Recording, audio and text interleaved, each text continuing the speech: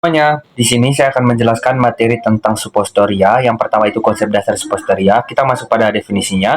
Suppostoria adalah sediaan padat yang digunakan melalui rektum, vagina, atau uretera yang akan meleleh atau melunak atau larut pada suhu tubuh untuk melepaskan zat aktif. Untuk karakteristiknya itu berbentuk padat pada suhu kamar, meleleh atau melarut pada suhu tubuh kurang lebih 37 derajat Celcius, mengandung bahan obat, basis atau pembawa, digunakan untuk efek lokal atau sistemik. Untuk klasifikasinya itu berdasarkan tempat penggunaan. Untuk rektal suppostoria itu paling umum, untuk pesari ovula itu untuk vagina, dan untuk bogi itu atau ureteral suppostoria itu untuk uretera.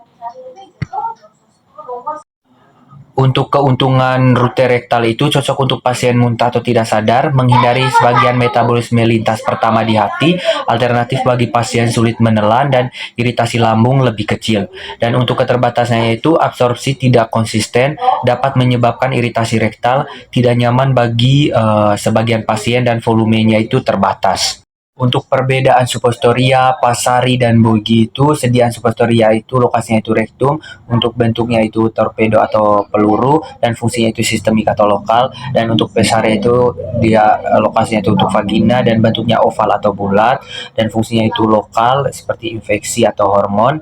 Dan untuk sediaan bogi itu lokasinya uretera, bentuknya itu silinderis kecil, untuk fungsinya itu lokal.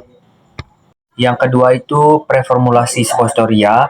Tujuannya itu menentukan kompatibilitas obat dengan basis dan sifat psikokimia obat. Untuk parameter pentingnya itu ada kelarutan obat, titik lebur, stabilitas, ukuran partikel, dan dosis. Yang terakhir itu displacement of value atau DV, itu merupakan nilai yang menunjukkan berapa banyak basis yang tergantikan oleh obat. Untuk rumus sederhananya itu DV sama dengan berat obat dibagi berat basis yang tergantikan. Untuk perhitungan dasarnya itu berat basis atau sama dengan kapasitas cetakan dikurang bobot atau DV-nya. Contohnya itu kapasitas cetakan 2 gram, obatnya itu sama dengan 0,5 gram, dan DV-nya 2. Jadi basis sama dengan 2 dikurang 0,5 dibagi 2 sama dengan 1,75 gram. Kita masuk pada basis suppostoria, di mana yang pertama itu jenis basis. Yang pertama basis lemak, contohnya itu oleum kakao atau lemak kakao, meleleh pada suhu tubuh dan tidak larut air. Yang kedua itu basis larut air, contohnya PEG atau propilen glikol, glycerol gelatin, larut dalam cairan tubuh, tidak tergantung suhu. Dan yang kedua itu sifat ideal basis, tidak toksik, stabil, tidak iritatif, meleleh atau larut sesuai kebutuhan, dan kompatibel dengan obat. Suppostoria yang pertama itu metode cetak atau fashion atau meloding. Langkahnya itu yang pertama itu lelehkan basis, yang kedua campur obat, yang ketiga tuangkan ke cetakan, dan yang keempat itu dinginkan. Itu paling umum digunakan. Yang kedua itu metode kompresi, di mana tanpa pemanasan, cocok untuk bahan sensitif panas. Dan yang ketiga itu metode hand rolling, di mana digulung manual, jarang digunakan dalam skala kecil. Masuk pada evaluasi mutu suppostoria menurut FI dan USP. Untuk parameter ujinya, yang pertama itu keseragaman bobot. Menurut kriteria standar spesifik FI dan USP, sediaan ditimbang satu per satu. Untuk bobot rata-rata lebih dari 2 gram, penyimpanan tidak boleh lebih dari 5% untuk tiap unit, dan tidak boleh lebih dari 2 unit yang menyimpang 7,5%. Yang kedua itu keseragaman kandungan, itu diambil 10 unit secara acak. Kandungan zat aktif harus berada dalam rentang 85,0% sampai 115% dari yang tertera pada etiket, dengan simpangan baku relatif atau RSD kurang dari sama dengan 6,0%. Yang ketiga itu titik kelebur atau rentang meleleh. Dia menggunakan metode drop point untuk pipet kapilar. Untuk basis lemak coklat atau oleum Kakao harus meleleh pada suhu 30 derajat Celcius sampai 37 derajat Celcius. Yang keempat itu waktu hancur atau disintegrasi menggunakan alat uji waktu hancur khusus Sposteria standar. Basis lemak harus hancur dalam waktu kurang dari sama dengan 30 menit, sedangkan basis larut air seperti PEG kurang dari sama dengan 60 menit. Atau hardness, dia menggunakan alat suppository hardness tester.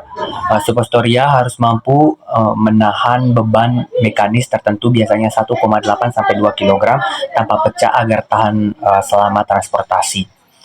Yang kelima itu uji penampilan fisik, di mana pemeriksaan visual secara organoleptik sediaan dipotong secara longitudinal untuk memastikan tidak ada kristal, lubang udara di tengah, atau migrasi zat aktif ke ujung atau sedimentasi.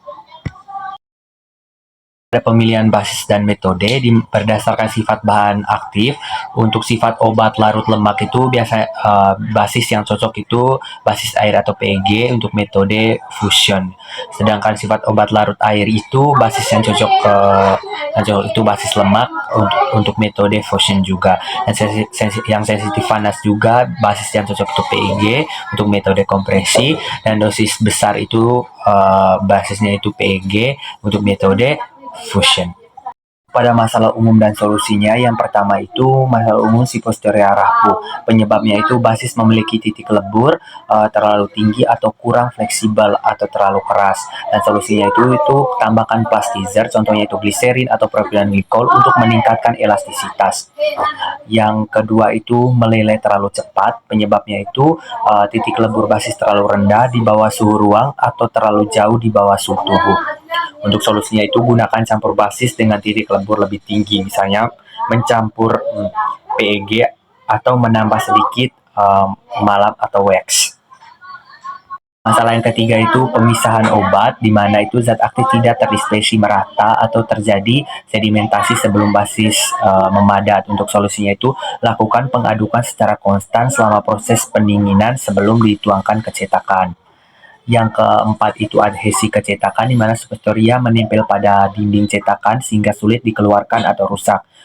Untuk solusinya itu gunakan lubrikat atau pelicin yang sesuai pada cetakan, misalnya parafin cair untuk basis larut air.